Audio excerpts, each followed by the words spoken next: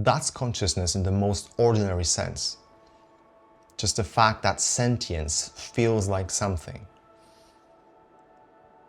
And that feeling can take very different forms. Sometimes it's tight, pressured, and heavy. Sometimes it feels open, light, and easy. And sometimes there's a strong sense of being a separate person at the center of everything. Sometimes that center softens and there's just experiencing.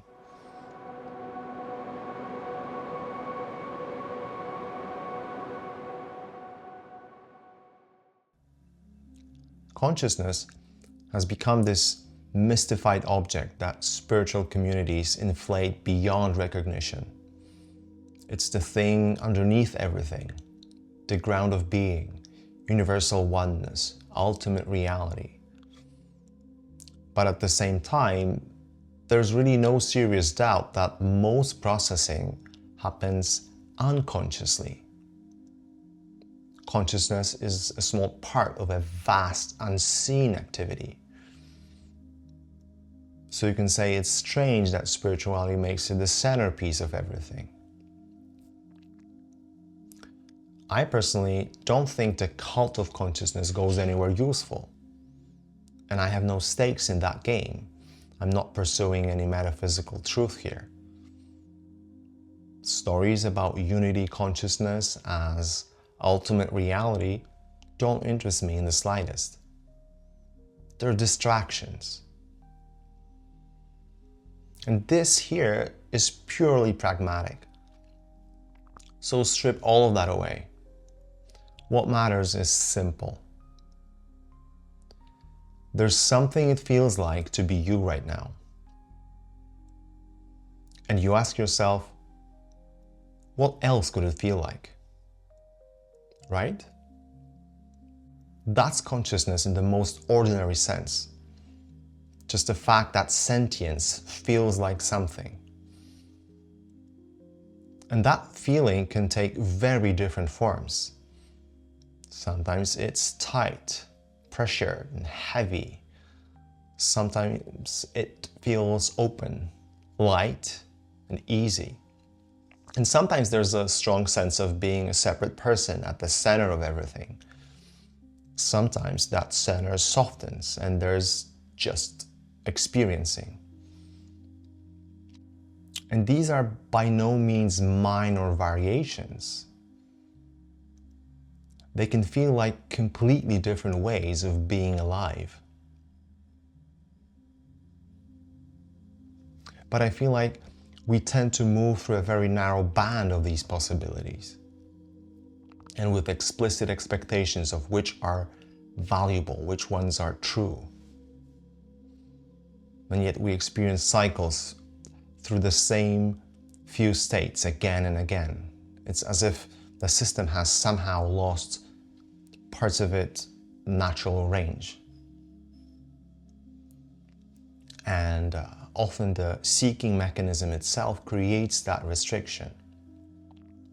When you're trying to get to a spacious state, when there are stakes about awakening, when there's urgency about making it happen, and beliefs about what it should look like, that's the blockage.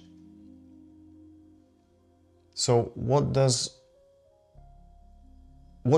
work to give you more range in how you experience things? And I will shamelessly plug my meetings here because that's what helped me and that's what I'm all about on this channel. And to see how it's possible, what's the mechanism for it to work, consider placebo for a moment. And I know you've come to use that word as a synonym for something that just doesn't work, but that's completely backwards. Placebo works. A person expects relief and the body begins to produce it. It's not a side effect of that belief, it's more of a direct result of it. That's the strange part. Something inside experience can shift the conditions that experience runs on.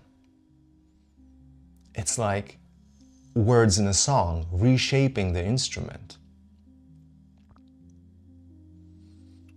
And consciousness runs on a set of conditions, and certain moves inside it can shift those very conditions. It's the craziest thing. What we talk about in our sessions, the way the meeting unfolds, affects the conditions that determine what it feels like to be you. Certain patterns loosen, the range expands. There's nothing ultimate that's given. There's no permanent state, no final truth. We just talk, and certain patterns become visible. And when they are seen clearly, the conditions shift. And what once felt inaccessible becomes available, natural even. Not as a final destination, just a possibility. And after that, experience keeps changing. But that fluctuation becomes possible. Consciousness is no longer locked into a narrow range.